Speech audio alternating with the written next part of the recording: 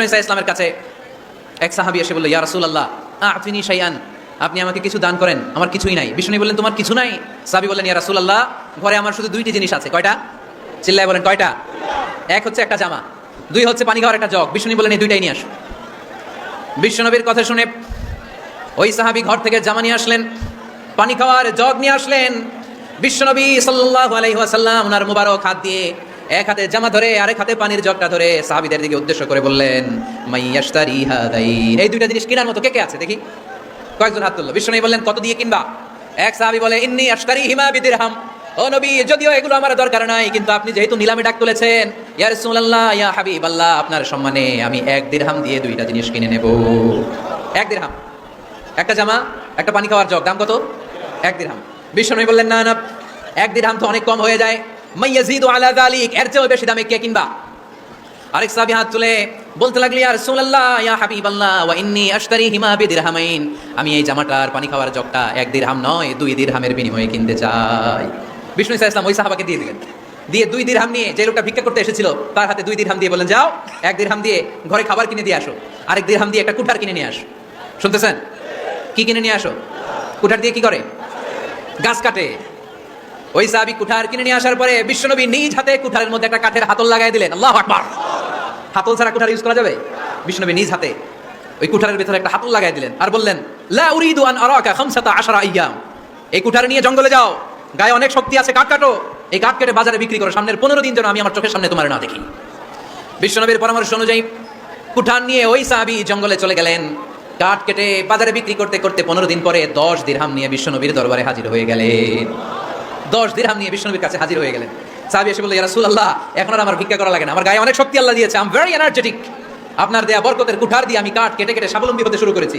সুবহানাল্লাহ পড়েন। আমি এখন 10 দিরহামের মালিক। বিশ্বনবী বললেন, লা আই ইয়াহতাতিবা আহাদুকুম হুসমাতান আলা যাহরিহি খায়রুম মিন আই ইয়াসআলা শাইআন ফায়ুতিয়াহু আও ইয়ামনাহু, যাদের গায়ে শক্তি আছে তারা ভিক্ষা না করে কাঠ কেটে পিঠে সেই বোঝা নিয়ে বাজারে বিক্রি করা অনেক ভালো, কারণ কারো কাছে যদি তুমি হাত পাতো সে দিতেও পারে নাও দিতে পারে, আর কষ্ট করলে কষ্ট কোনোদিন বৃথা যায় না। চিল্লায় বলেন ঠিক কিনা? বিষ্ণু ঈসা ইসলামের অনুপ্রেরণা এই সাহাবা অল্প কিছুদিনের ব্যবধানে স্বাবলম্বী হয়ে গেলেন। What is the moral of the story? বিশ্বনবীর এই প্রফিটিক স্টোরি থেকে আমাদের কি শিক্ষা? লেসন নাম্বার 1, বিশ্বনবী চাইলেই ওই 2 দিরহাম দিয়ে বলতে পারতো, যাও খাবার দাবার কিনে ফ্যামিলিতে দিয়ে আসো, সে ওই 2 দিরহাম নিয়ে খাবার দাবার কিনে ফ্যামিলিকে খাইয়ে রাত্রে আবার ভিক্ষায় নামতো। কথা কন, রাত্রে কি করতো? ভিক্ষায় নামতো। বিষ্ণু ঈসা ইসলাম তাকে কাজ করে খাওয়ার জন্য উৎসাহ দিলেন, পাশাপাশি বিষ্ণু ঈসা ইসলাম পার্মানেন্ট সলিউশন দিলেন। এজন্য পার্মানেন্ট সলিউশনের ব্যবস্থা করতে হবে। অনেকে আমরা জাকাত দেই, জাকাতের শাড়ি দেই, জাকাতের লুঙ্গি দেই, আছে না নাই? লক্ষ্মীপুরে এরকম দেয় নাকি? কি দেয়? হ্যাঁ, গাড়ি, গাড়ি দেয়, শাড়ি না। জাকাতের শাড়ি, জাকাতের লুঙ্গি বলতে কোনো কথা ইসলামে নাই। এগুলো খুব কম দামি শাড়ি, যাদেরকে এগুলো দেওয়া হয় তাদেরকে অপমান করা হয়, ঠিক কিনা? আল্লাহ বলেছেন, ওয়ালাকাদ কাররামনা বানি আদম, I have dignified the status of the sons of Adam, আমি আদমের সব সন্তানদেরকে সম্মানিত করেছি। সুবহানাল্লাহ পড়েন। আপনাদের চেয়ে সম্মানিত কেউ আছে? মানুষের চেয়ে সম্মানিত গোটা বিশ্বে আর কোনো মাখলুকাত আছে? নাই। এজন্য জাকাতের শাড়ি দেওয়া যাবে না, জাকাতের লুঙ্গি দেওয়া যাবে না। জাকাতের শাড়ি আপনারা দেখছেন, এটারে একবার ধোয়ার পরে দ্বিতীয়বার পরা যায় না। মশারি কি পাতলা, এর চেয়েও পাতলা। এই জন্য জাকাতের শাড়ি, জাকাতের লুঙ্গি বলতে ইসলামে কোনো পরিভাষা নাই। আপনাকে স্বাবলম্বী করে দেওয়ার চেষ্টা করতে হবে।